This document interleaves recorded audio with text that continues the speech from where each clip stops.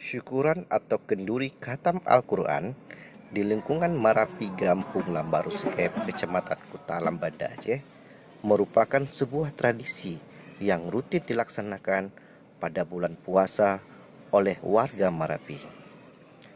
Kenduri khatam Al-Quran berlangsung di Musala Nurul Iman pada Selasa malam 21 Mei 2019. Acara ini biasanya dilakukan pada malam hari setelah pelaksanaan salat tarawih. Biasanya sebelumnya acara kenduri atau syukuran diadakan acara pembacaan doa bersama. Inilah salah satu budaya suatu kearifan lokal orang Aceh.